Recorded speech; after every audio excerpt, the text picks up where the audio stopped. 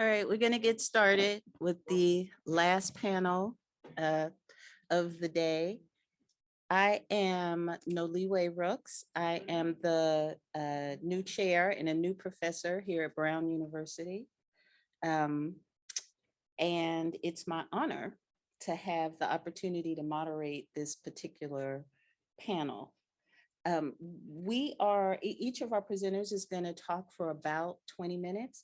I will introduce each in order. And we will be starting with Mr. Stokes, who is presently the Director of Business and Development here in the city of Providence. He has a long and distinguished career in business and community development with degrees from Cornell University, my former employer, and the University of Chicago.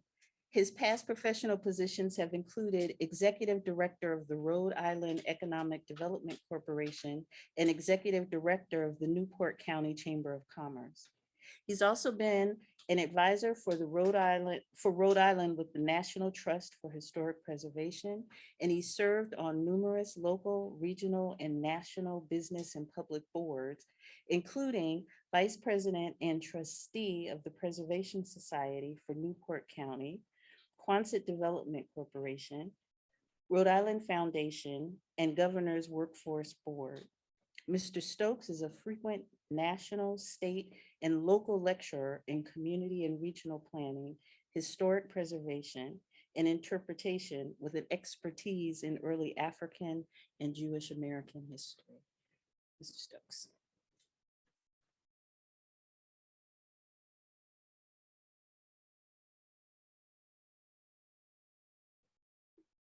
Thank you. And on behalf of Mayor Elorza, it's a great pleasure to be here and provide you a wonderful introduction to his vision and our work over the last 3 years in designing and developing what we call a truth, reconciliation, and reparations strategy plan. My job to spend about 10 or 15 minutes providing you about 4 centuries of history that we've been reviewing and sorting through and developing into eventually the work of, which you'll hear in a few minutes, the work of our new Municipal Reparations Commission. So what I'd like to do is just to walk you through a few slides about the framework of how we've approached this effort. My position as Director of Business Development, before that, I was asked by the city and the administration to design and work with a number of historical institutions to draft what became the Matter of Truth Report. And this Truth Report is a 200-page, about a 700 primary secondary source document that begins to introduce the community to the issue of racialized discrimination to Indigenous and African heritage people, starting in 1620 and then carried forward in 2020. So nearly 4 centuries assessment. We believe that reparative justice begins with the history of Indigenous land taking and enslavement of African heritage people, but it continues well into the present day in racialized discriminatory policies in employment and housing and living and healthcare in nearly all facets of lives of people of color within this city. So as we begin to design and develop a reparative justice investment strategy, it is not tied to any one era or any one institution or any one population. It's broader than that, it's systemic. And this presentation here will give you a sense of how we've approached that. The mayor had initiated back in 2020 a process called Truth, Reconciliation, Reparations. To initiate that process, we wanted to begin to collaborate with historical institutions across the state and the nation to be able to gather as much primary and secondary documentation to understand this history. And in that, we produced what became the Matter of Truth Report. This report is separated into 7 categories over a 4-century period of time, beginning with Indigenous people interactions with the early European colonizers or settlers, and then carrying forward well into the 20th century. What you'll see in these slides are collections, items and images of collections that come from Rhode Island Black Heritage Society. As an advisor, it's always important I make a pitch for them. They are one of the oldest existing Black Heritage Societies in the country. They have nearly 3,000 cubic feet of collections dating back to the 17th century to the present day. And it's been an honor to work with them and many other institutions to not only have access to their documents, but also have access to digitalization of being able to present their decorative arts, their photographs, their items that really reflect the stories of African heritage and Indigenous people. And this one particular picture is one of my favorites. It's a 1909 photograph of a very early indigenous African heritage football club in Providence, Rhode Island. We actually have the names of those young men, which represent some of the most traditional Narragansett and African heritage names known in this state. And what's wonderful about that picture is that that thing hanging on their necks is a nose guard, because that's all they really had outside of some headgear in playing football during the early 20th century. So as you see these images, you get a sense that these are the storytelling that really engage the larger audience and the importance of this history, the history that we all share. The first part of the presentation really focuses on the early arrivals of the Europeans, generally in New England, but particularly in Rhode Island, and the story of Roger Williams. We're able to have access to a number of primary documents representing the European belief system and the European interest in not only arriving here for the purposes of settlement for religious freedom, but also arriving here for the purposes of conquest. We are not the New England settlement, the New England colonies, they're colonizers. So as they're clearly taking advantage of the opportunity to worship freely from a king and queen, they're also looking at every mechanism to seize land, to own land, to possess land.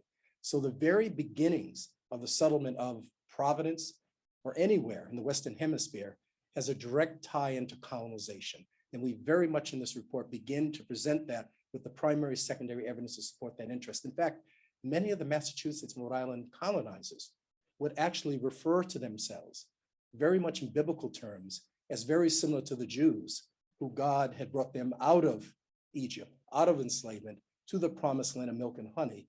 And they saw themselves and they saw Rhode Island and Massachusetts and early Connecticut as what they termed English Israel, that it was God's divine right to provide this land for us and to allow us to take this land, seize this land, and build upon this land, separate and apart that it was already occupied by reams of indigenous men, women, family, and children. We also talk about the fact that as early Africans arrived by the mid-17th century, it becomes a very important basic premise that the founding of Providence, the founding of really the Americas, is based upon the simple premise of indigenous people land and enslaved people labor. Those two basic components drive the entire settlement of the Western Hemisphere, and certainly in the case of Providence. We do talk about in detail the arrivals of Africans. We've had the opportunity of working with a number of institutions where at the very least, we've identified 934 documented slave voyages between about 1705 and 1805 tied to Rhode Island merchants. And we've broken that down to a number of different databases from the owners of the ships, the travel routes, the destinations, and cases where we can find the number of Africans. And what we find generally that you can see here is that nearly 72% of the ships are coming from Newport. Newport dominates the transatlantic trade in British North America, followed by Providence and Bristol. What we also find is that being an English colony, most of our ships that are landing in West Africa are landing in what today we recognize as Northern Nigeria, Ghana, or the Gold Coast at that time. And that tends to match up with the Africans themselves as they arrive, because many of them bring with them or reclaim and many of their Akan people Fonte traditions.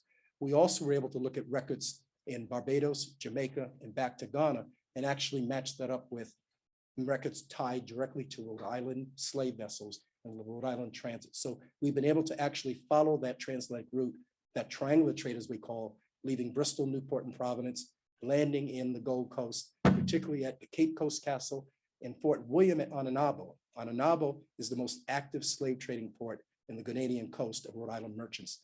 The Rhode Island merchants are actually called rum men because it's rum that is the significant trading or bartering material for enslaved human beings. And then the Middle Passage landing largely in English-held Jamaica and Barbados. So tying this together gives us a better sense and understanding of the system and Rhode Island's intimate involvement in the transatlantic system. We also found in the case of Providence, for the most part, Providence merchants really took off along with Bristol after the American Revolution. And they're involved less in a transatlantic trade, but more involved in an inter-American trade.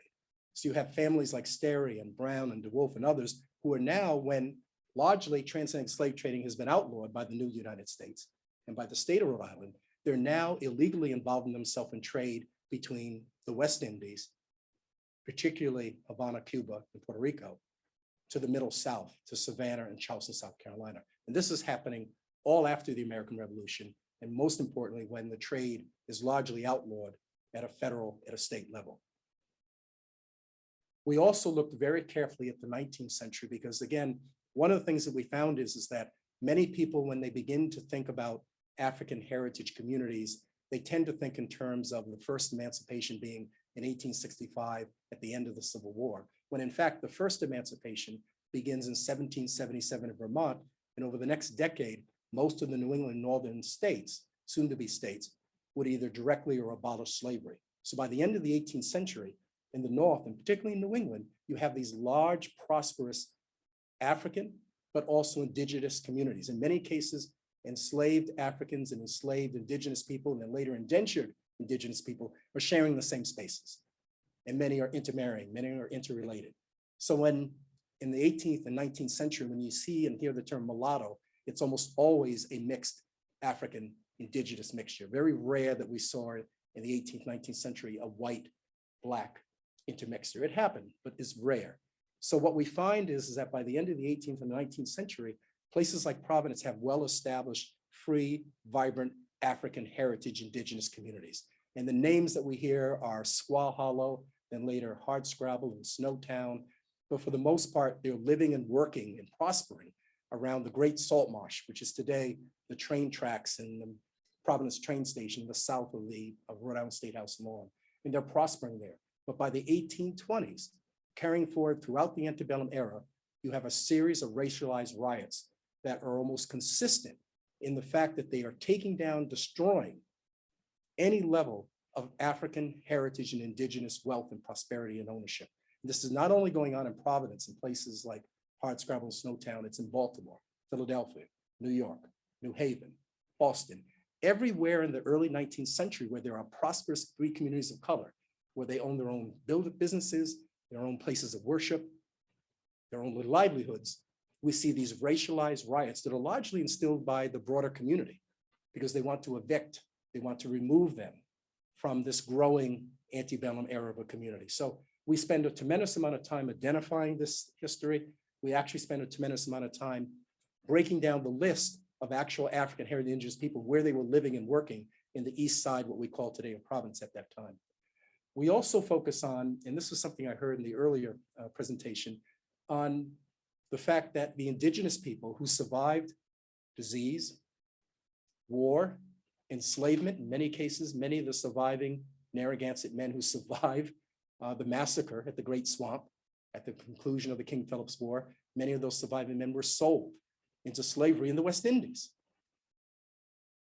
So what we find is that the surviving Native people in the 19th century are now contending with a very organized, structured political process to detribalize them, to seize the remaining land for the purposes of the betterment of the state of Rhode Island.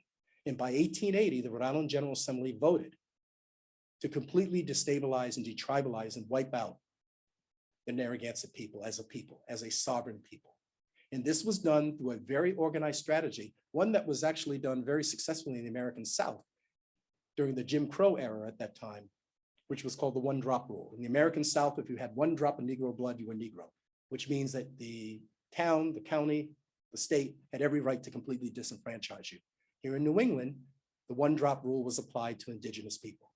If you had one drop of Negro blood as an indigenous person, then we would nullify your sovereignty and your tribal benefits. And this was used as a policy to divide, to conquer, and most importantly, seize land and seize very basic sovereignty from the very indigenous people of this state and of this city.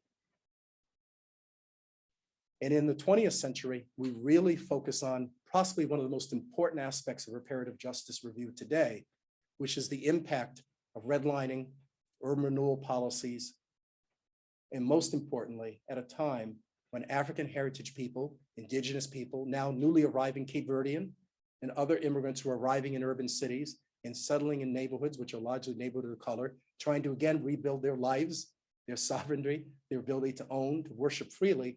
And now you see a new set of policies beyond enslavement that are focused on limiting basic rights and access to federal, state, and municipal services, services that were put in place at a time when there are dramatic changes in the economy through war, through depressions, for the specific purpose to benefiting the American people were restricted to or removed from people of color, in many cases in the neighborhoods they live.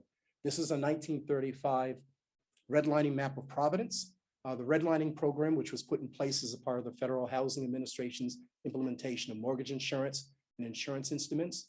If you were a community that was within a redlined area, you were seen as a poor investment community, and you would not be eligible for federal mortgage insurance, or a private bank or a lender or an investor would not be eligible to deploy mortgage insurance. I can tell you in the 1930s and 40s, the FHA program did more to put people who were in lower class rental into home ownership options than any other investment activity in the history of this country. But not if you were of color that happened to live in Olneyville, Upper Lower South Providence, West Elmwood, Fox Point, parts of Smith Hill, parts of College Hill, the Black parts of College Hill. So it's important to recognize that when we begin talking about reparations or reparative justice, it's not only the slave trade of the 18th century, it's the seizing and detribalization of the Narragansett people and the larger Native people of this city and this state on an ongoing basis through the centuries. And then it's 20th century policies that restrict basic rights of access to housing, work, and life that is going on in a consistent basis in the city of Providence. We kind of call it the tradition of Jim Crow, whereas Jim Crow policies might have been actively involved in Mississippi and South Carolina, Jim Crow traditions were actively engaged in places like Providence or Hartford or New Haven or Bridgeport, or even my town of Newport. And again, we focused on the urban renewal impacts and activities of a number of neighborhoods from Lippet Hill to Olneyville to South Providence. Lippet Hill is one that's a very important, very well documented, because Lippet Hill, which today is called University Heights, it's bounded by North Main Street, Doyle Avenue, Olney Street, Camp Street. Sometimes you can go into Hope Street. At that time, and Ray's here, who'll talk better than I, he's a part of that community. This was one of the most vibrant Black communities. And when we say Black, it's mixed communities. What's that? 5 minutes. Black communities in the country at that time. And it had similar communities in the Roxbury section of Boston, Dudley Square as we know it, and certainly the North Slope of Beacon Hill, or places like Bridgeport, Connecticut called Little Iberia, or even a part of Little Bristol called New Gorey. So these vibrant mid-20th century communities were absolutely attacked and deconstructed through urban renewal policies that designated these communities as blighted. And just to give you a dramatic case of this, this is the Lippet Hill neighborhood in 1952. This is North Main Street to the left. That's Hope High School in the ball field in the bottom right. And everything you see in the center is Lippet Hill, a very densely compacted, urban, traditional Northeast urban neighborhood. Lots of triple deckers, lots of multifamilies. We actually tracked over 85 Black-owned businesses actively operating at that time. This is Lippet Hill in 1962 after urban renewal. It's completely wiped off the face of the map. And this is a time when this decision was made, when there was no fair housing policies within the state of Rhode Island or within the city of Providence. So if you were a color and you were displaced from Lippet Hill, you had little or no chance to live anywhere else within this city outside of Upper South Providence. And in fact, the Urban League at that time said, by taking down Lippet Hill and parts of College Hill, you're now ghettoizing South Providence. So it's important to understand that as we begin to talk about reparative justice and the impacts and complicity, to speak quite frankly, from a Brown University perspective, Brown's complicity is so much more in the 20th century through gentrification and studification and urban renewal as compared to what John Brown might have done in the 18th century in slave trading. It all evolves and it all is interconnected. So let me stop here, because what are the next steps? What does this all mean? I really want to turn it over to Ray and Jim, who are leading the implementation strategies around this. Because Mayor Elorza has put before the council, and the council has come back and supported, to set aside at least as a starting point, $10 million from the ARPA American Rescue Plan dollars to begin the process of designing and developing a series of reparative justice investment strategies. And we have a commission in place established by executive order. Jim Vincent is here, Ray is here as commission members, and it'll be their task in designing and developing and recommending to the mayor and the council what those initial reparative justice investment strategies might be. Let me be absolutely clear. As we begin to invest in these strategies, we're looking at racial reparative justice through the lens of repairing and closing the significant racial wealth gap that was created back in the times of enslavement and carried forward during urban riots of the 18th, 19th century and urban renewal programs in the 20th century that still keep people of color, in many cases, the neighborhoods that they still live within, separate from their white counterparts. And let me stop with one demographic tied to that as we begin to assess this. If you happen to live in Census District 34, here in the east side of Providence, the Blackstone neighborhood, in 2019, before COVID, the median household income was $178,000. In 2019, if you happen to live in South Providence, the median household income was $18,100. 97% of the people in South Providence are people of color, Black, Latino, newly arrived immigrants, and are of low income, clearly. Many of the people that live in the east side in Blackstone are largely white and higher income. These are two neighborhoods that are shared in this great city that are less than a mile apart, maybe even a mile apart at best, but the lives based on race, based on zip code, and based on proximity and history could be the Grand Canyon. So as we begin to look at reparative justice investment strategies by people and by neighborhoods, we have a clear amount of data, historical data, and primary data that would guide us in what this investment strategy should be and should have been years before now. So let me stop there, try to do it, and hope I did it in time. A lot of information, a lot of work, and I look forward to turning it over to Ray and Jim to really talk about the work of the commission. Thank you.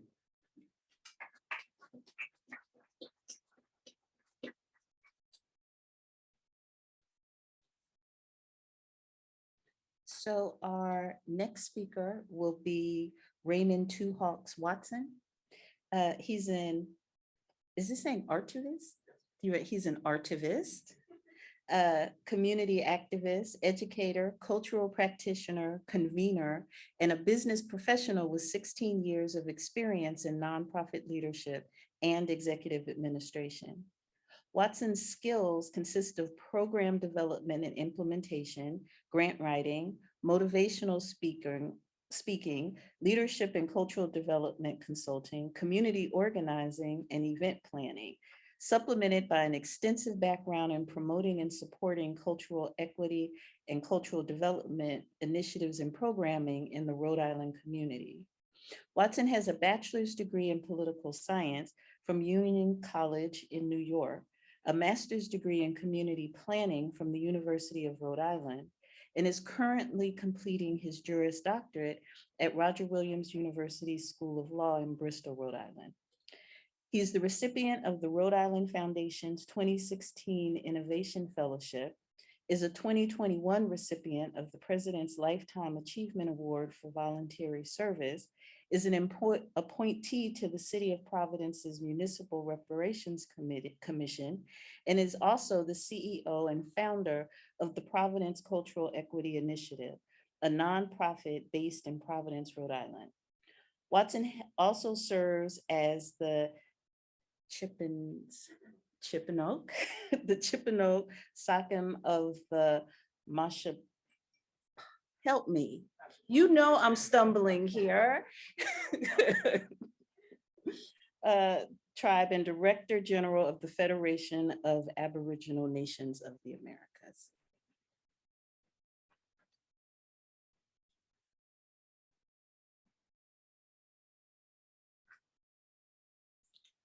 So let me greet you all properly, since I'm honored to be back here with our center family. Aquanini Tumpagas, Katasquamson, Nutuis, Nisu, Wishawanak, Tomashi Pag Nahigansit. I want to close this out.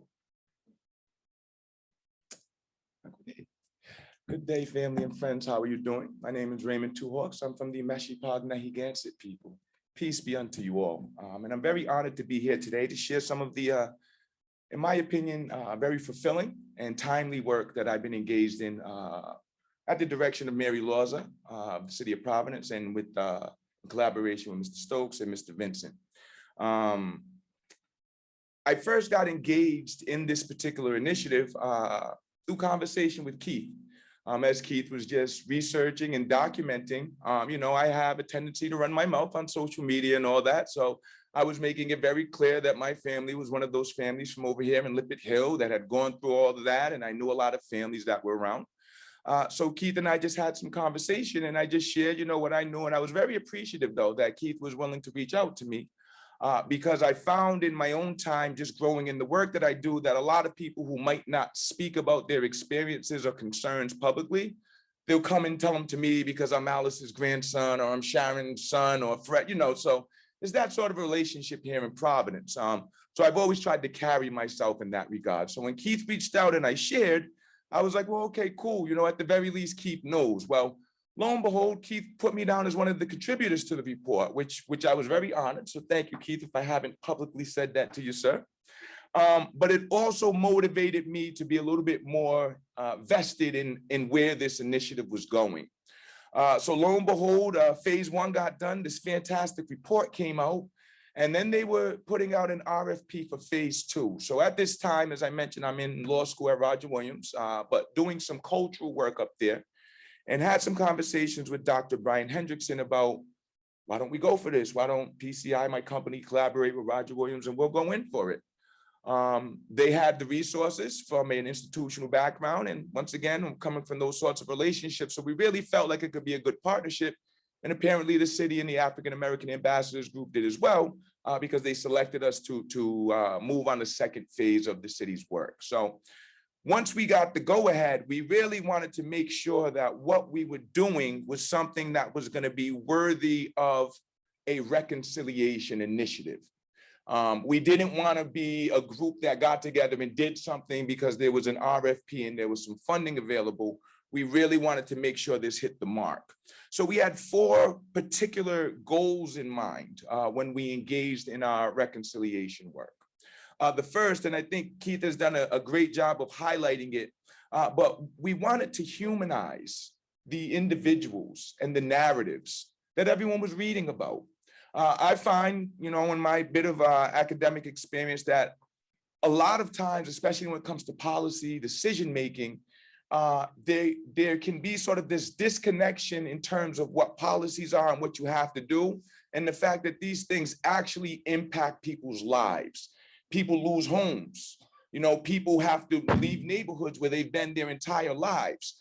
And if you don't remember that, it can be very, very easy to make a decision and move on from it. And that's what we saw in a lot of the work, a lot of the experiences that we viewed in the information that Keith presented. So first, we wanted to humanize those. And in particular, my family being one of those families that were impacted, this was very, very important.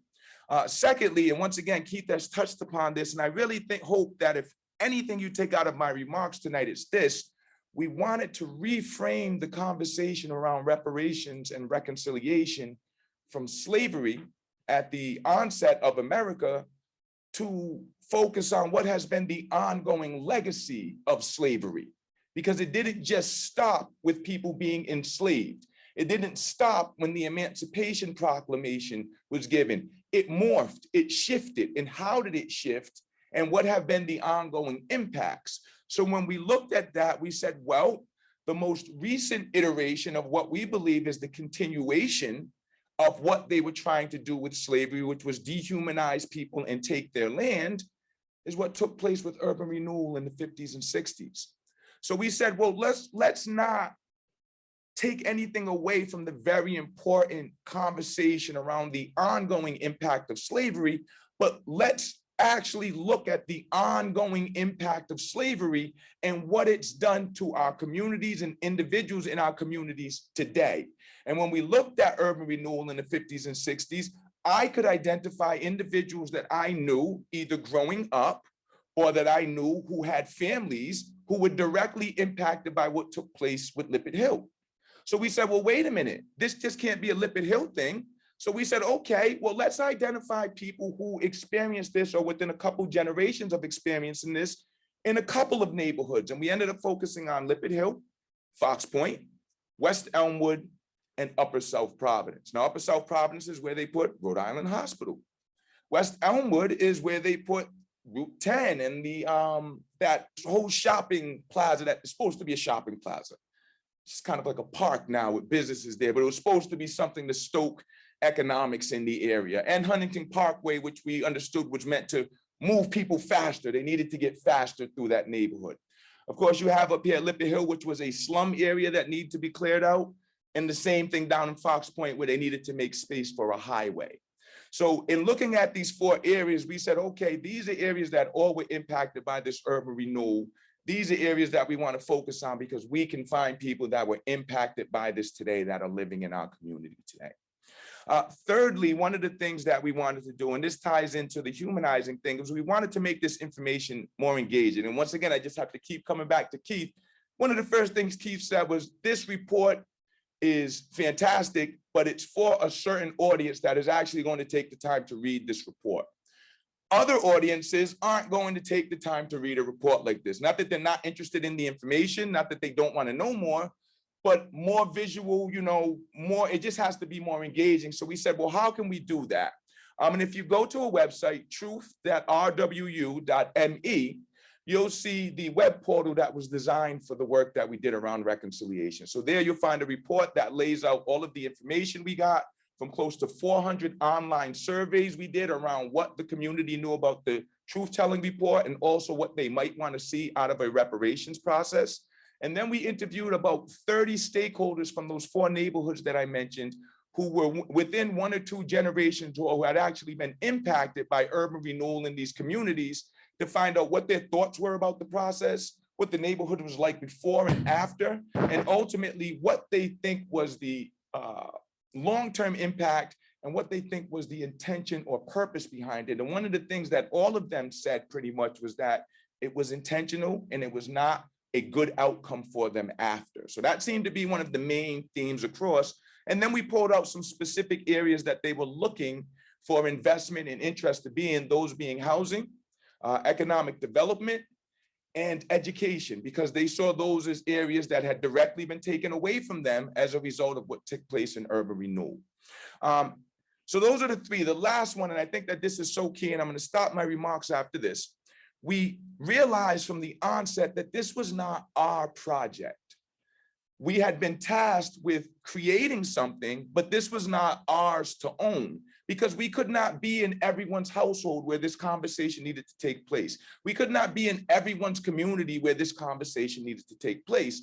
So our goal, and the web portal was an example of it, was to create tools that any individual who was interested in this work could engage and perhaps start a dialogue themselves. So when you go to the web portal, not only are you going to find information on all of those interviews and all that, when the web portal is fully designed out, there's going to be a space for other individuals who have these sorts of experiences to record and share their own experiences in there. So we can do what good brother Don King, alum of Brown University, says, quilting, community quilting, taking narratives and tying them in with other narratives. And what other narratives are they being tied in with? Well, we created a 5.5-minute mini doc that actually interviewed people who were impacted by urban renewal to ask them, once again, those questions. And we did that, why? To humanize, because it's one thing if I'm up here telling you that there were people over there that were impacted by this. It's another thing if you sit and hear Cheryl Taylor tell you, my father's business was taken when they built University Heights. We had to move over into a slum area. Now they're buying up all the housing again. And the only reason I can still stay in the neighborhood is because I'm in public assisted housing. That's a completely different experience, human to human, hearing it from her or hearing me say it. So we created that tool. And then we set out a strategy, which I'm very excited. Jim, I'm sure will speak to it, but it was just presented at our last commission meeting to actually go out and engage the community around this to get more information from everyone on what they want to see in a reparations initiative. So ultimately, I will say this, the work that I was engaged in, for me, it was fulfilling to my soul. That was my grandmother's story, my great-great-grandmother's story. My great-great-grandmother, when they did the press conference, they did it at the AME church. From my understanding, and I haven't had it debunked by anyone, she was one of the founders of that AME church, and she was a full-blood Narragansett Indian who lived right here on the east side. I used to go visit her at Charles Gate Nursing Home. I had family members that lived in the College Hill area before it got, so this was something that was directly impactful to me. It was, as I said at the initial press conference, in my opinion, my family's narrative and history. And I'm so honored to have been a part of it. So now that we're moving into the Reparations Commission aspect of it, Honored once again to have been appointed to it by Mayor Elorza. And I'll leave my remarks there because I'm sure Jim's gonna come and share some of the great work that's going on there. But thank you for listening to me. And Pish Ganache, I look forward to seeing you all soon as we move this work forward.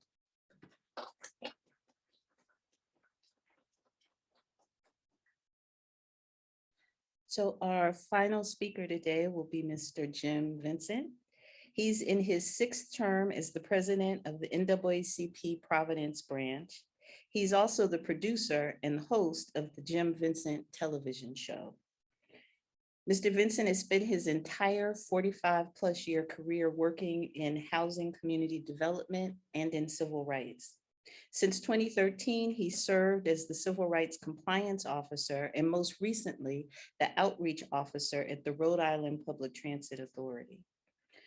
Jim has provided leadership on numerous boards and organizations. He's the current board president of the East Bay Community Action Program and is the former president of the Urban League of Rhode Island, the Rhode Island Affirmative Action Professionals, and the Center for Hispanic Policy and Advocacy. He's a long-term member of the Cape Verdean Progressive Center and a Boston native and Cranston resident. He holds a BA degree from Dartmouth College and a master's in city planning from the University of Pennsylvania.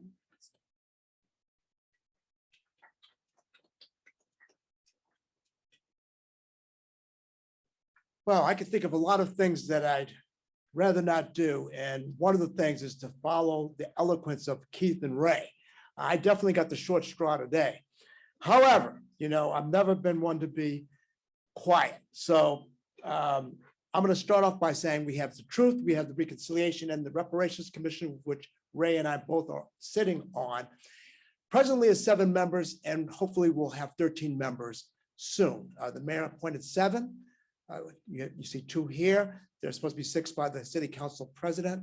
And hopefully he will appoint his 6 because we've had 5 meetings. And we're like about 40 days or 35 days into the process of 90 days of looking at everything, truth, reconciliation, and then going out to the community. We have about 12 community sites, and we have an aggressive schedule of meeting with the community so that they can provide their input in terms of how they see our reparations process, because nobody owns reparations, certainly not the commission. So we are going out into the community. Is going to probably start next week, and to really dig deep in terms of what people feel should happen. And so there's no preconceived notions in terms of what should happen or who should be benefit or any of that. But I'm happy that Ray did what he did, because I'm a person that, even though I didn't grow up here, I grew up in Boston, I was a person that understood what was going on in the 50s and the 60s in Boston in terms of urban renewal and redlining. And that helped me make my career decisions. And I'll just go back to the 60s. Back in the 60s, the South End was the first and the largest urban renewal area in Boston. Matter of fact, the first area that they knocked down, the northeast corner, presently is where the Boston Herald sits. I don't know how many homes and businesses of people of color were destroyed to do that. Now, I'm not against the Boston Herald, but I mean, I wouldn't have knocked down 10 square blocks to build something like that. But it continued. That was the first thing they did. They continued to take property of people of color in my neighborhood. And I was old enough to know about it. I graduated from high school in 1969. So in 1967, I knocked on the door by this person that said they were with the Boston Redevelopment Authority. They're the government, which I guess they're here to help you. But they said, no, we're here to, you guys got to move. I'm 15 years old, I'm the oldest of 4 in a Cape Verdean family. Got to move. What are you talking about? I was born on that street. Friends, family, church, school. No, we're not. No, we have a thing called eminent domain. Now, I don't know about you, but 15-year-olds should not be learning about eminent domain and illustrative site plans, which was on my bedroom wall when I was 15 years old. Okay, I'm trying to root for the Celtics and the Red Sox. I'm trying to do that, not have to understand, as the oldest of a family of 4 with immigrant parents, what this new thing called eminent domain was. They said, oh no, we're going to be knocking this block down. Knocking down the whole block. They said they were going to build elderly housing. That's what they said. And they said, well, no, you can go into public housing. We got the spots already reserved for you. And then we get a new thing called 221 D3 housing, Castle Square. You know, we move you there. And I bring this up because Keith said it wasn't just Providence and Boston. It was every probably major city in the country. I can't speak for every major city in the country, but I wouldn't be surprised if there was a person in every city that is my age that could tell this story if they grew up in the Black community, Black and brown community. So I was pretty much traumatized at the sight of having to be relocated to who knows where, not knowing that neighborhoods had been redlined. And then subsequent years, I'll tell you about a reverse redlining situation that happened in Boston, which might have happened here in Rhode Island. I was so taken by the fact that government could just come in and do something like that, that when I graduated, and this is during the civil rights movement, Martin Luther King was just assassinated, I decided to major in government, minor in urban studies, and then I went on to grad school, and my master's was in city planning. I wanted to really dig down deep and to understand this better. And ironically, my first job, almost 9 years to the day, was with guess who? The Boston Redevelopment Authority. And I said, guess what? I'm your new neighbor. And I was brought on to sensitize those planners in terms of that, you know, there's a community out there that, you know, was never listened to, was never heard. And there were things that were done that were harmful. Businesses taken. I can close my eyes and look down Columbus Ave and still see Jackson's Fish and Chips, Sailor Jake's, the Apollo Billiards. I remember there was a Chinese laundry, so there wasn't just Black people that was taken. Paris Township Barbershop. And I get Chisholm's Funeral Home, which was one of the largest funeral homes in Boston at the time, just taken. Pennies on the dollar. So I'm happy to expand the conversation in terms of how we should proceed in terms of reparations commission. Now, there are about a dozen other cities that are also have commissions, or they have studies, or they have groups that are looking at reparations. And I'm just going to name them. Silas Pinto, Dr. Silas Pinto, who also works for the city, was good enough to give us a presentation on that. So in the Northeast, there are Amherst and Boston. In the Southeast, it's Asheville, North Carolina, and Durham, North Carolina. In the Midwest, it's Evanston, Illinois, Iowa City, Iowa, St. Paul, Minnesota, Kansas City, Missouri, St. Louis, Missouri, and in the West, it's Sacramento, California, and in the Southwest, it's Austin, Texas, and Tallahassee, Oklahoma. There's a Tallahassee, Oklahoma. Tallahassee, Oklahoma. So there's other efforts going on, but I dare say, I don't think that a lot of them are looking at the urban renewal and the redlining and what have you. And there's nothing wrong with just looking at the, you know, what's happened in terms of slavery and the taking of, stealing of indigenous lands and enslaving of Black people, because certainly the descendants of African-American slaves definitely have a place at everybody's table. However, when you talk about the 50s and the 60s and government programs that were being used that also displaced other people, like West Indians in Boston, and even here, maybe Cape Verdeans, and certainly other people that lived in the neighborhoods in Boston that I'm from. Certainly, I think there needs to be some reparations discussions with them, because I'm alive. I mean, I was 15 when my house was taken. I was there. I mean, we moved across the street, but a lot of people I never saw again. I never saw them again. People I grew up with. So the pain is still there. Lifelong friends up until the point of 15, 16 years old. So there's got to be some kind of, you know, reconciliation and some due process for that. So another thing that I want to say is that when I became a planner, I started learning that, as Keith has mentioned before, that the private sector was really involved in a lot of this stuff. I remember hearing about a program called the Boston Urban Renewal Group, BBURG. And what that was that at that time, because of the aftermath of Martin Luther King's death and all the civil disobedience or civil unrest or whatever they called it at the time, Black people wanted to buy homes. Black and brown people wanted to buy homes.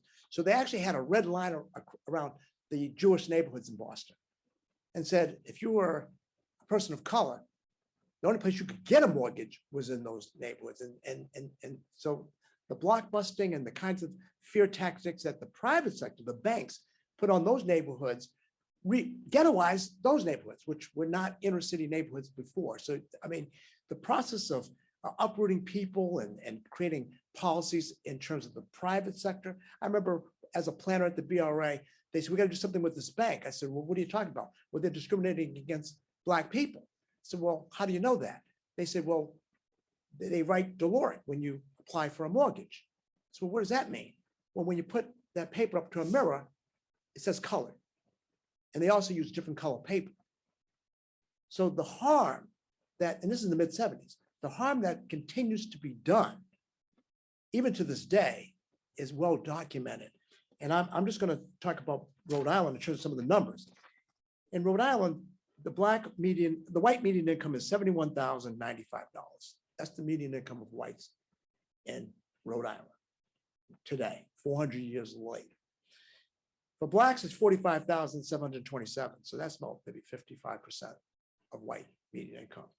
The Rhode Island home ownership rate, and we want to talk about that because of the wealth gap that we have in this country, even here in Rhode Island, especially areas like Boston. 65% of whites own their own home, only 33% of Blacks, roughly half. And that 33% is significant in that I think only one other state in the country has a Black home ownership rate less than that rate of Rhode Island. Think about that. The Black home ownership rate in Rhode Island might be the lowest in the nation.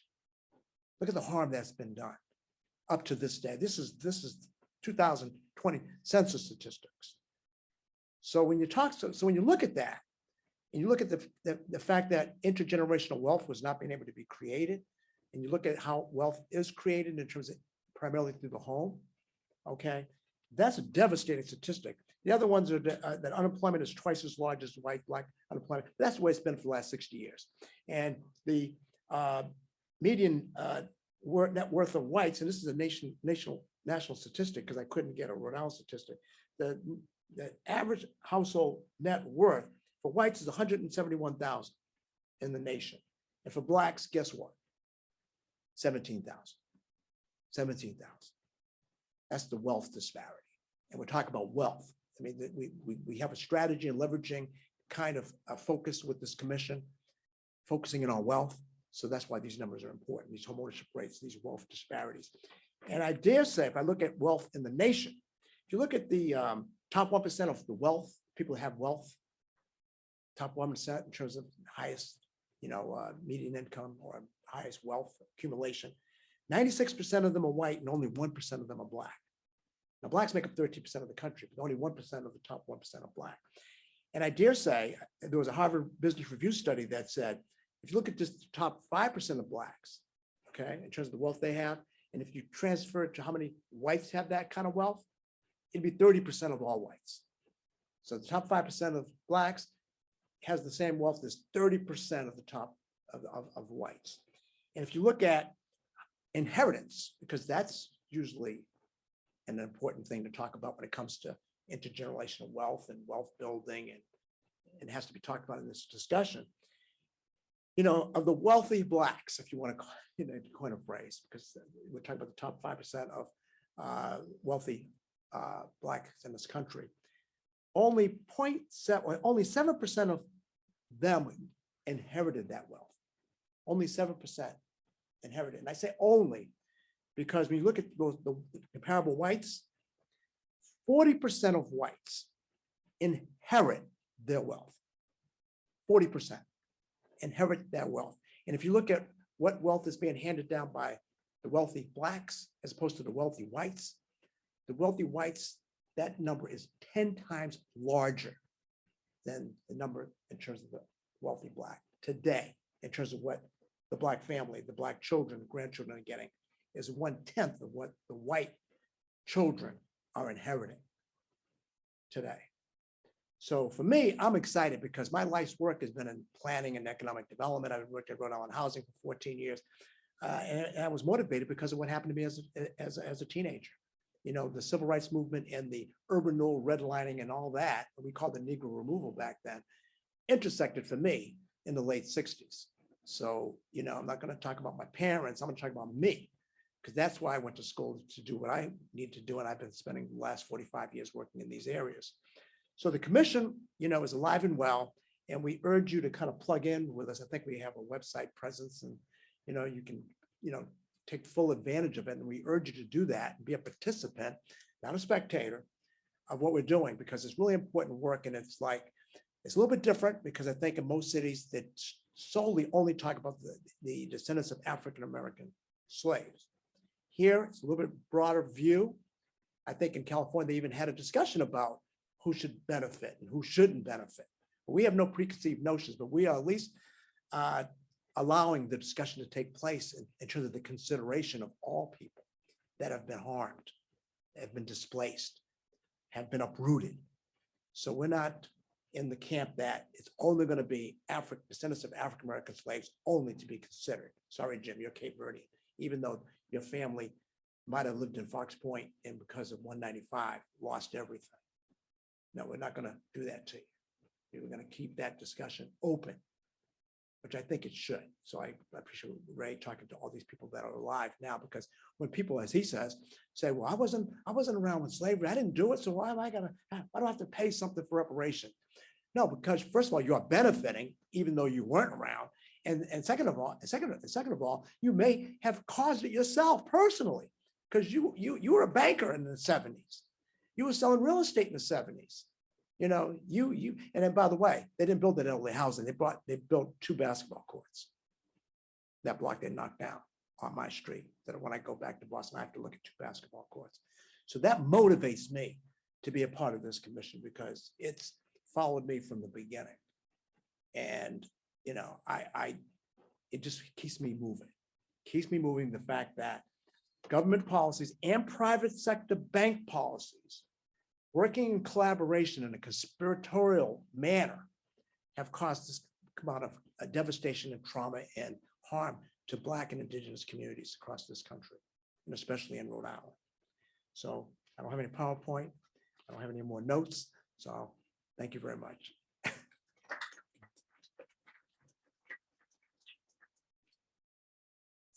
Thank you. We have some time for questions.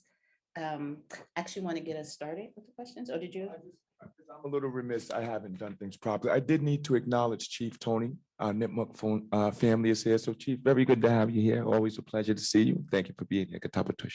That's it. I'm sorry. I need to follow protocol. I don't need to get yelled at. No worries. I'm just curious, for the commission, have y'all talked yet about what entities you're identifying as responsible, who you want to approach to ask for repair? Not yet. I think that's the best answer. We are in the fact-finding phase still, and we now have gotten to the second part of the fact-finding. We've had presentations, but now we're going into the community, and in fact, letting them themselves lead discussions with our assistants. So I think at the end of all of that, then we'll have all the information and we will make an informed decision based on the evidence. And then it's one more thing, and then I will let you ask questions. What, like, I know you haven't started going into the community yet, right? You haven't actually begun that process. It sounds like that's what's coming next. But do you have any kind of preview of what you're hearing so far about what kind of what repair looks like to people? I would definitely suggest that everyone check out the mini doc that we created, because literally you're going to hear from people that were impacted what they want to see, what they felt they lost, and what they felt should be coming out. And you hear very specific things. One gentleman spoke about some sort of tax relief for descendants who were pushed out of particular neighborhoods, that if you wanted to move back to that neighborhood, there would be some sort of tax incentive to do that. You hear very particular things. So I would definitely suggest everyone check out that mini doc. But like Jim said, the commission's ready to really dig into the community, have some more extensive conversations, which is what was suggested in the second phase, and really not be telling people what the community wants, but be reflecting to people what we're hearing from the community that they want to see done. Thank you. Any questions? This question, but there's a just to say that I'm so very impressed and more than that grateful that this type of work is being done with Black people.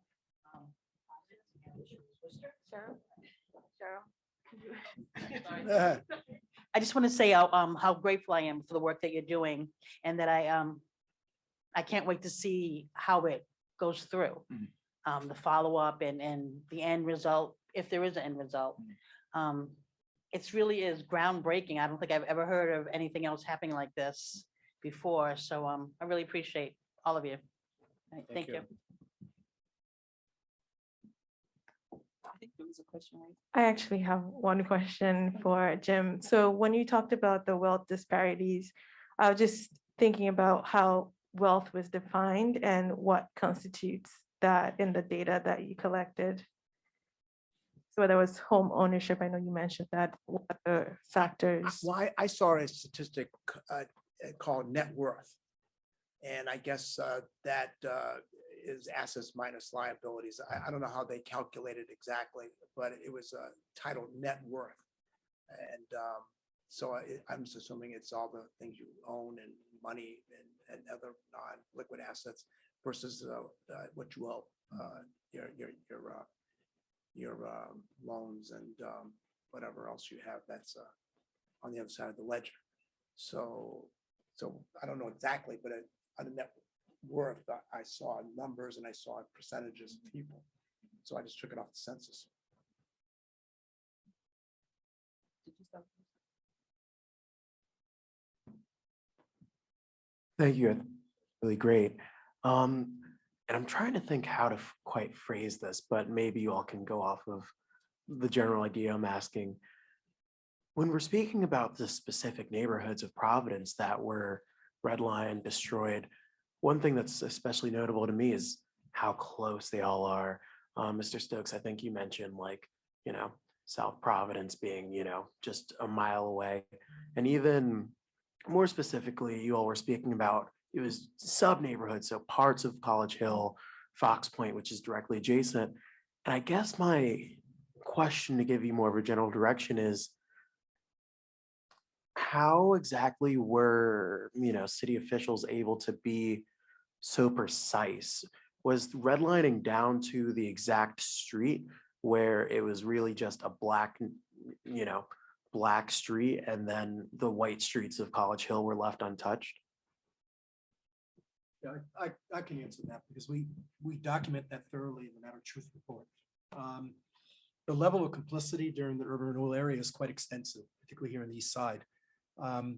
The black section of Benefit Street and those surrounding areas, College Hill, were identified for urban renewal and designated as blighted. The white sections and then those abutting Brown University were not. And then what you had was access. You had white institutions or newly created white institutions, such as the Providence Preservation Society, who were led by leading families who were looking to preserve and have access to historic properties.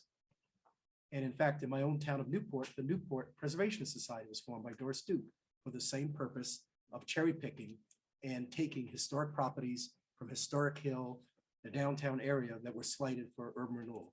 So as largely Black families or indigenous mixed Black families were being displaced from these historic properties, historic neighborhoods, these newly constituted white power-based institutions were in place to really step in, acquire those properties for pennies on the dollar, bring them back into the market, restored and preserved, but for white ownership and white elite ownership. And I want to be clear, this was being played out as Jim had said. This was being played out in most urban cities across the country. Our families called it Negro removal, not urban removal. What's fascinating in understanding this is, if we looked at just Providence and this New England alone, the most historic African indigenous neighborhoods dating back to the 17th and 18th century are College Hill in Providence, Beacon Hill in Boston, Historic Hill in Newport. These three communities, you can barely walk through that neighborhood if you're a color today. Whereas our ancestors built it, lived there, worshiped there, and made those communities. And today, those communities are completely disparate from people of color. So it's important to recognize that the facts that we have, the documentation that we have, is actually been verified, not by further facts or not by white institutions, but as the work that's being done right here with Ray is going to the people who come back and say, you're exactly right. That's exactly what our experience was in 1960. That was my experience of my grandparents in 1940. So it's the validation for this is more than just the primary, secondary data. It's with the people. And we're doing oral interviews, we're doing as much interaction, communication we can, because they're coming out for the first time and saying, finally, thank you, as you said, you're finally telling our story. It feels like us, it looks like us. Lippet Hill was our community, College Hill was our community, Fox Point was our community. So it's important that as we present this, the community engagement piece is going to lead us to what the initial investment strategies might be. And again, I just want to conclude, $10 million is a starting point. What we will be doing eventually is through the $10 million and through the community engagement and the recommendation of the commission, going out into the larger community and looking for partnerships, starting with partners who are absolutely documented as complicit. And there are public partners, there are private partners, and there are government partners. And we'll ask each and every one of them to give them the opportunity to come forward and be a contributing partner to the center. So it's going to be a fascinating summer for us, because as we kind of unveil this, I think what we're doing in Providence is ahead of the curve with other cities and states. We're ahead of the curve because we're looking at the broader evolution of racialized discrimination across centuries. And I think we're ahead of the curve because we're not just simply looking at 40 acres and a mule. We're not looking at generational direct payments. We're looking at more restorative, institutionalized investments, which might look like, in the case of affordable housing, ownership. What's the fastest path to go from lower income to middle income, owning a house and building equity, which was absolutely restricted for people of color through the generations. So that might be one path. Minority business enterprise and building private equity. How do we accelerate minority entrepreneurs? It might also be directly investing in neighborhoods today that are clearly being impacted by long-term racial injustice. And it was only exacerbated by the COVID-19 pandemic over the last few years. Again, Onlyville had one of the highest COVID infection rates in the state. Onlyville, which also has one of the highest poverty rates, one of the largest community color concentrations. So as we begin to think through and mix the data with community engagement, I think we know where the paths are going to be. What will be most fascinating from my perspective is what community partners are willing to step forward and participate in this process. Because it's not going to be $10 million from the city of Providence. It's going to be so much more than that over a much longer period of time if we're going to do a sustained investment strategy. If I can, I'll just add a little context to what Keith said, and just from some specifics. When he speaks about having it qualified and confirmed by the community, you asked, how did they identify these neighborhoods? Well, there was mention about the detribalization of the Narragansett Indian tribe. So in conversation with elders, come to find out that for a lot of them, the money they got, they used that money, which was pennies on the dollars for the lands, to come up to Providence in the area and buy land in Lippet Hill, West Elmwood. So when you, once again, look at it as an ongoing process, you see that you detribalize a people illegally, give them pennies on the dollars for their land, give them a few decades to go and get settled again, and then use government policy again to come in and take that from them. And that's where we are pretty much in the city right now. So when you ask how those neighborhoods were chosen, in part to clean up and get back that money that they had to give to the Indians when they took their land initially. And I just want to, the most outrageous point of that is you take and seize historic tribal land, and then you give them the single opportunity to live in an area that is largely a non-white area. So you place them in a circumstance where they're now cohabitating with Black folks, that later Cape Verdeans. And then generations later, you further penalize them for having that Negro blood. And further justifying that you are not indigenous. We cannot recognize you as a sub-indigenous people because you look Black. You live in a Black neighborhood, you're a Negro. It's the New England version of that Jim Crow one-drop rule that's used and weaponized to further detribalize and destabilize indigenous people. And it could be the Wampanoags, the Pequots, the Nipmucs, the Narragansetts. It's the same story across New England and Northeast, the same story and the same tactic. So I guess I'm still curious about how this is happening. So I don't know much about Providence government. You must have representatives or managers or mayors, but are they mostly people of color? Yes, our mayor is a person of color. Yeah. most of Providence's government? No, the mayor is. The mayor is. The and mayor I is. think at least half of the city council is, at least half, and the previous immediate past mayor was also a person of color. So you have a significant portion of people that are brown or black? Or no, Where? As mixed, okay, mayor, and you talk about at the mayor level, the current and the previous mayor were both people, men of color. The present city council is at least 50% of color. The city demographics, I'd say about 55%, at least of provinces, people of color. okay, all right. I was just wondering, I know where I live in Worcester, everybody is not brown or black, so something like this would never go through. So I'm just wondering how you were doing that. From my understanding, it started first of all with leadership from the mayor saying this is something important, it's something I want to do. But I would push back on that because I think, at least from what I've seen, especially when we started to engage, of course, you just got ignorant people who are like, I don't care about that and I don't want to support that. But what we found is we've started to engage people, even people who initially started like that. Once they realize, hey, wait a minute.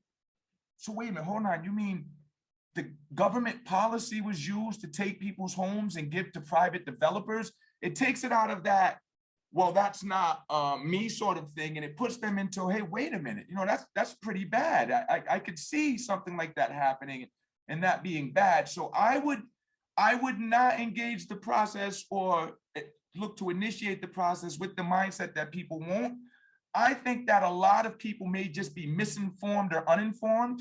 And when they get the proper information, then you start to see, you know, if there's a real problem or not. Because what I've seen is kind of the human spirit get sparked a little bit, because with Keith's work, there's no denying that this happened anymore. That was the biggest issue I used to have. People trying to tell me what happened to me and my family didn't happen because they never heard about it. And I'm like, you just moved here 10 years ago. What, you know, so, but the way that, to Jim and Keith's point, the way that the city has gone about it by first documenting what happened, then allowing, you know, in the space that we were moving in, to pull in the human element of it, to say, yes, that is what happened. Not only did that happen, but this is how I felt about it, and this is what I want to see. And then moving to a formal commission to say, okay, what does the community as a whole think about this, and what do they want to see, and how do we move it forward? To me, that's a process that can reach across aisles, I think. And like I said, starts to put people into a position where, are you going to be a human being and have some sympathy? Or are you going to be whatever you're being and not have any? And I think, I mean, you got some people on the cut. The city council president hasn't appointed the other 6 members to the commission yet. So obviously there are some people who just aren't interested in this and aren't supportive of it. But there's 7 members of the 13-member commission who have been appointed, who are moving stuff. Every week we meet, every week people from the community pop in, every week the media is there reporting. So I would say engage it and be aware that there's going to be some pushback, but don't necessarily discount it until you give people the chance to discount themselves. And it's important work, Chief, so definitely push it if you get the opportunity. Great, thank you.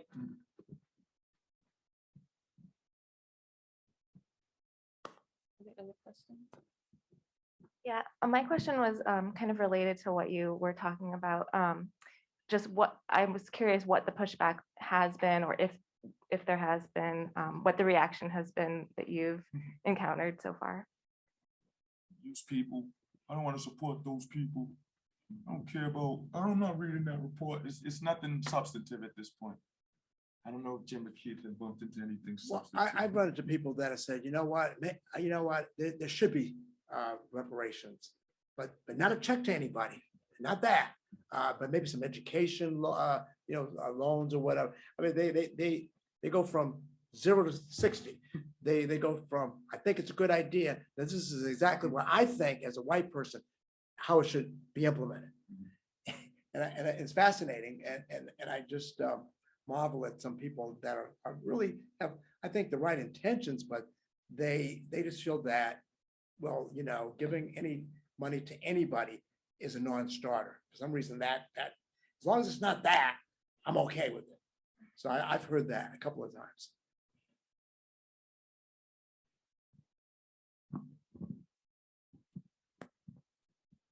I just wanted to say thank you for sharing and sharing your personal stories about what motivates you to do this work. And I had two questions. One was about as you're having conversations and you talked about some of the interviews and oral histories, I wondered if that material was going to be like at the city archives or where it might be documented and stored. And I was also wondering, as the mayor changes, right? Is this a city commitment or will that change with administration? I can answer that. Clearly there'll be a largely new council leadership and there'll be certainly a new mayor. Our goal from the start was to establish a series of policies and justified policies that are supported by the people of Providence that will carry on to the next administration. So the decision isn't simply for the laws administration or what we do. It's the community engagement piece where the community comes forward and say, this is a valuable project. This is an important investment and it needs to be carried forward and it's well documented. So it's a community engagement piece that will ultimately drive good public policy and put down bad politics. We knew that from the start. I mean, the mayor brought me on for this purpose, but also working on some of the larger investment issues in the city, because again, we see them as interrelated.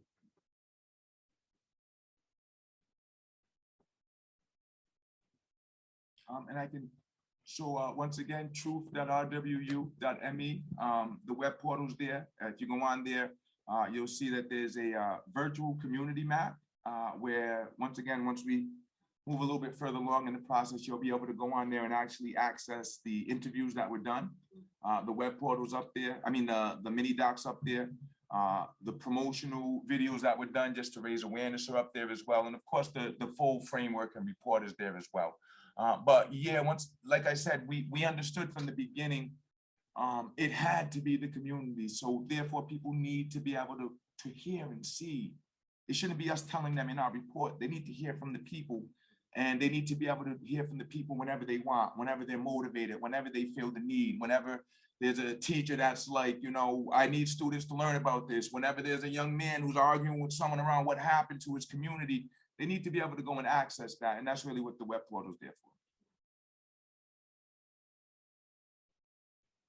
I just want to, add, because I had on a personal note, because people all the time are coming to me and asking me what reparations should look like and should we even have it. So it's always a fascinating dialogue they have. I mean, Black and brown folks, it's at one level, whereas white folks in institutions, that it's more of a fear level or precedent setting level.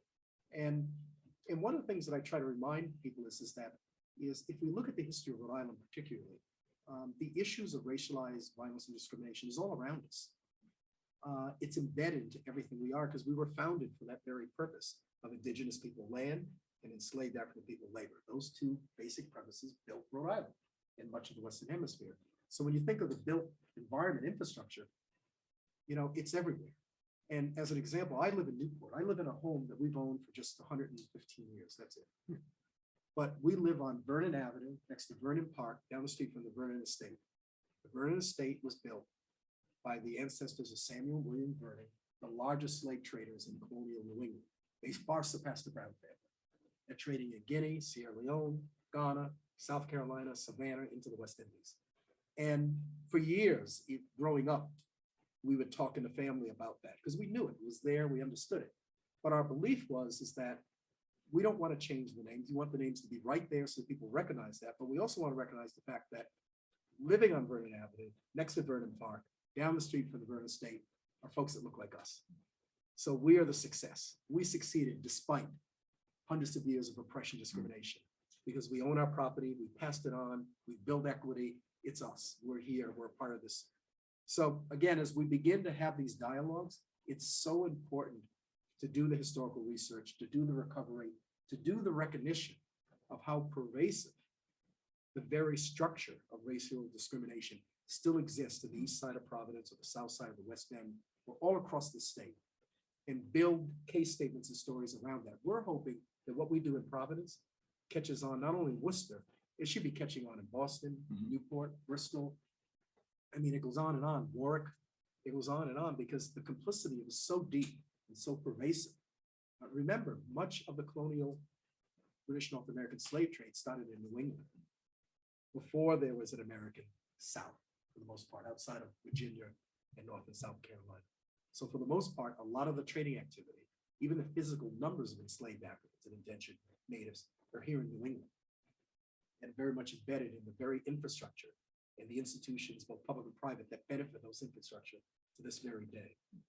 So memorials, curriculum, public education programs are an equally important part of the reparative justice investment strategy, so that no generation is ever to forget what we went through and how we achieved, who we are today as Providence residents or Rhode Islanders or Americans, because it all came with a price to indigenous and African heritage people.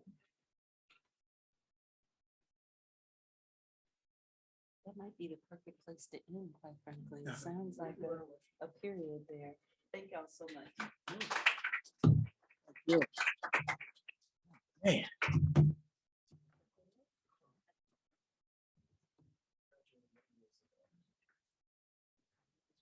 Oh, yeah. Yeah, let me just try and wrap up. I want to just wrap up by saying thank you to everybody for participating in this conference, which began this morning with the overview presentation by Don Roas, followed by presentation by Akia Gomes and Bambi around questions of museums and decolonization, and followed by the presentations by Brown students who have been advocating reparations and been advocates for the university to pay attention to this question of reparations, particularly in the state of Rhode Island. Then followed by the presentation from the remarkable presentations from the folks of the mayor's office and from the commission that has been set up by the mayor. I think that one of the things that certainly those of us at the center have been arguing for the last, particularly 5 years, is that the building of Rhode Island, the building of United States, is deeply embedded in African slave labor and the dispossession of the indigenous population and near genocide. And that we can't think about the making, not just of Americas, but quite frankly, the making of the modern world, without thinking around those two things, African slaves, as well as the dispossession of indigenous people in United States and in Latin America and inside the Caribbean. And that what some of us call the afterlives of that historical catastrophe continues today. And some people call it structural racism, systemic racism, and so on. And I think all of that language is true, but what those things really mean is ordinary people's lives and how ordinary people have to live on a day-to-day basis. And the way they have to sometimes make way out of no way. And the ways in which the powers that be that dominate the society actually structures people's lives into different forms of oppression. So that we basically appreciate what has been said here very much. It fits with some of the work that we have been trying to do. And we try to do it by a confrontation of history. That one of the arguments we have is that the present is not just the present is actually the past mixed up with the today. And even though that yesterday might not be today and tomorrow might not be today, that in fact all of those things intermingle. And that in that intermingling, we have to confront. If the nation has to confront its past, and it has to confront those two original crimes, not original sins, and its consequences for today. That's the theme that we have been kind of harping on, I think, for the last several years. Confrontation of our history and trying to grapple with the structural legacies in the everyday for ordinary people in this country. So I would want to just say to thank everybody for participating. I want to make one other point and then a closing offer. One of the things that has struck us in working at the center, certainly struck me, is that a lot of us have focused on racial wealth gap, or looking at the statistics since the 1980s in the development of neoliberalism and the Washington Consensus. It's as if inequality and income inequality has been on speed dial. And one of the things that has struck us, certainly me, is that this business of inequality is not so much, is about gaps, racial gaps, income gaps, and so on. But it has also become a certain saturation of life. What I mean by that is that income inequality, gaps, means healthcare, means education, means community centers, means certain kind of things that you do not have. And that therefore, when we begin to think about this kind of business of income inequality, we might also want to begin to think about the consequences of that as one way in, and that if we are going to do repair, that how are we going to do repair that has to do with certain things. So when I hear the statistics about Blackstone Boulevard and Southside, my mind immediately runs to who goes to Hope High School and who goes to classical and who goes to the other schools in this city. So that there is a way, therefore, in which these things have everyday consequences about education of kids, hospitals, who goes to Miriam, who goes to Rhode Island Hospital, who goes to Butler. So all those things to me are a result of a certain kind of structural ways in which the so-called the wealth gap is organized. And I think we might want to think about that. My final point has to do with the curriculum. And I'm sorry that Tuox is not here and Jim is not here, is that one of the things that the center is now doing is that we have produced last year a curriculum, K through 12 curriculum with choices for high schools.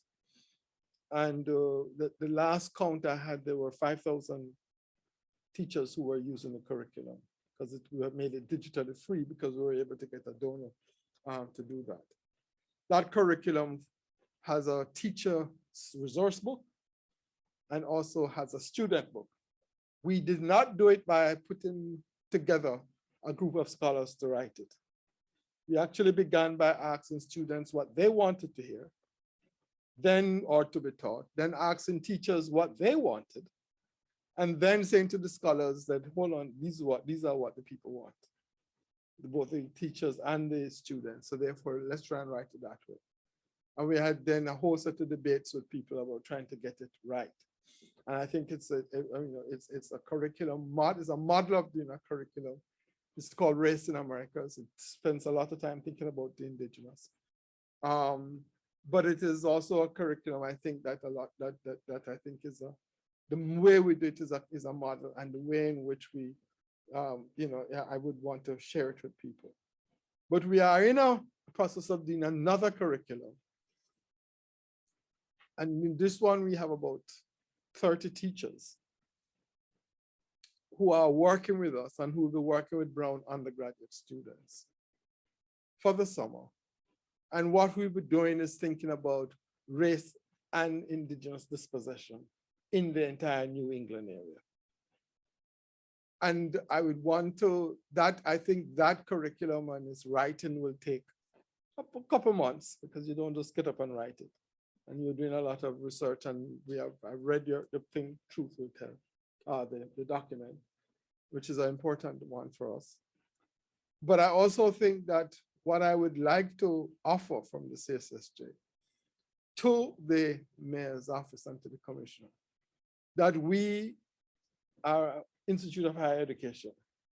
I can't speak for what the Brown administration will do and its complicity. And when you begin to talk about how Brown was complicit, that's, you know, I don't, that's something that you, the administration will have to think through and work through.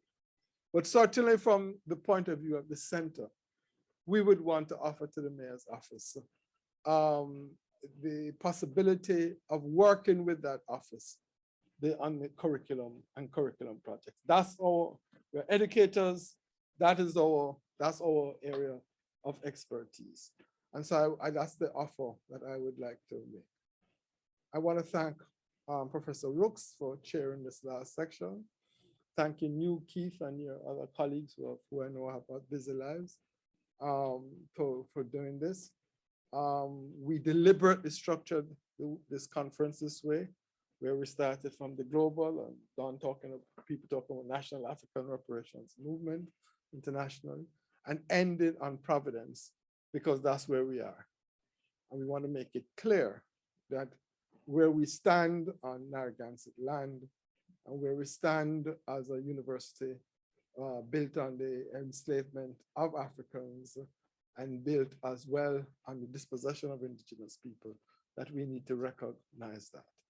What forms that recognition will take place or how it will occur, I leave it up to us and leave it up to students, to faculty, and eventually to history to take place. So thank you all very, very much for coming.